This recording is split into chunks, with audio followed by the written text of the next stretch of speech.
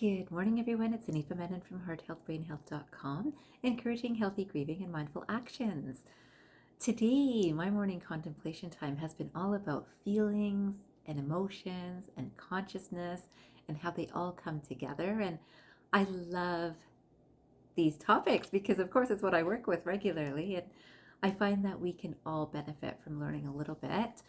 And so today, as I was thinking about feelings and emotions, and I was thinking about the connection between these two energies that are similar yet different. And of course, I had my experiences of some awareness. And today I came across a few quotations that I thought would also shape how you might think about feelings, emotions, and consciousness. So the first quotation that I came across is by Robert Augustus Masters. And though I've never heard of this author before, I absolutely love this quotation, and I think I was supposed to find it today. Some of you might know that my dog's name is Caesar Augustus von Schnauzer, and I have to tell you that I feel like this is kind of a spiritual message coming through him, through his wisdom, or the universe's wisdom, that is supposed to amuse me by this name too, because it links this good feeling with my dog.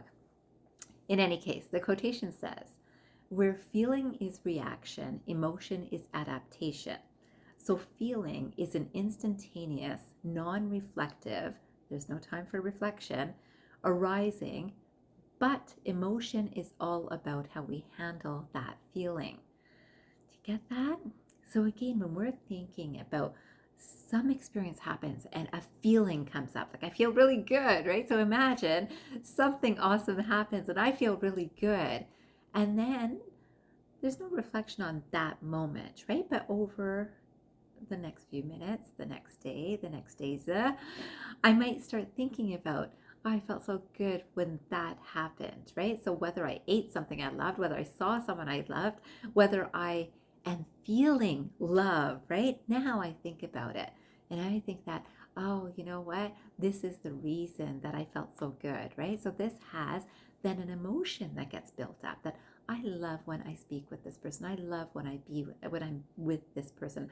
I love when this person looks at me. So now I've got a bit of a story to my emotions, but it was all based on that feeling, right? The feeling that had no actual reflective time, right? So the same thing will happen when we're scared, right? Something happens like, oh, what was that noise, right? So anything can happen in our day and we could get scared. And then it's like, oh, I think the neighbors just came home, or I think there's just an accident that I heard something, or I've heard a fire truck and I've seen someone's house burned down. So all of that becomes now not just the feeling of that initial fear or scare, but now I've got more of an emotion tied with this experience, right?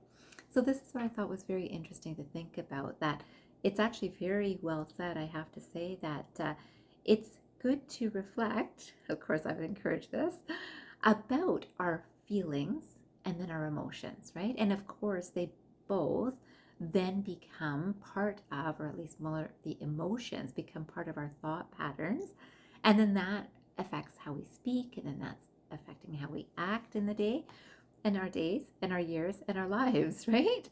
So all of them feed on one another. So then I came across another quotation by Adyashanti, which I thought was fantastic. And it says, "Thoughts are just moving through consciousness." Now remember, I was thinking about thoughts, emotions, feelings, and consciousness, right? So this is, thoughts are just moving through consciousness. They have no power. Nothing has reality until you reach it, grab it, and somehow impregnate it with the power of belief. So now, if I have had some feeling that came up and I've reflected on it or thought about it or been caught up and I've grabbed hold of that feeling, and now I'm processing my emotion, and now I keep on thinking about that emotion. Now I've got more of a story to it. And the other time that this happened, this also happened, and someone got hurt in this situation, or I was so happy in that time. All the ways that we can think, right? So all these things can happen as we are adding energy to what we're thinking. But through consciousness, thoughts are just moving through, and anyone who does meditation has a bit of an awareness of this. Some people will say, oh, there's too many thoughts in my heads. And in my heads, many heads I've got. And I will say, I've got many hats, but not many heads, as far as I know. But I can tell you that certainly in terms of, we have thoughts going through our mind. And certainly with meditation, we're noticing those thoughts are going through. We're not grabbing on and giving them any energy and power, or impregnating them with the power of belief. Right here, I'm going to make this real. I have to focus on this, right? This is what we do not do, or try not to do in meditation, right? That there's a thought, there's another thought, there's another thought. That's meditation, right? And so finally, I thought I would finish with a little bit of clarification about consciousness too, since I'm going to be speaking about this to a professional group soon, to naturopathic doctors, which is so exciting. I'm so happy about it. But I certainly want to get this idea out to the public too about consciousness, because consciousness is actually fueling everything that we do. And I thought I liked this quotation so much. And again, I haven't even heard of this author, but I thought I would probably add it to my website at some point, because it's so beautifully put, and it's certainly what I work with. But today, before I do that, I got to make sure that I give you a little bit of an exercise. So for 5 minutes, if you can think about the last strong feeling you had, strong feeling, like you're really excited to hear from someone, you're really happy, you're really not happy, really angry, any emotion, and see, have you given it extra thought that then made it more into a story and made it more into your belief? And sometimes that can be really fun, right? Because we really want to enjoy like the happy things, and we really want to run from the not so happy things. But this is a good way to become aware of how our minds are thinking. And I would encourage you to do that for 5 minutes after this video. Again, I want to finish with this consciousness quote, which I believe will put some of this together for you. So it says, the spirit world is filled with power, sustainability, and presence. I recommend you work on changing your consciousness with regard to spirit, and begin to see spirit as the power matrix from which the physical world manifests. As a person's spirit eyes start to open, he or she will begin to realize that he or she has had it backwards all along. The physical world is thin and gossamer compared to the spirit realm. And I believe this. Now, you know, this is part of the video series that I'm doing about spirituality too.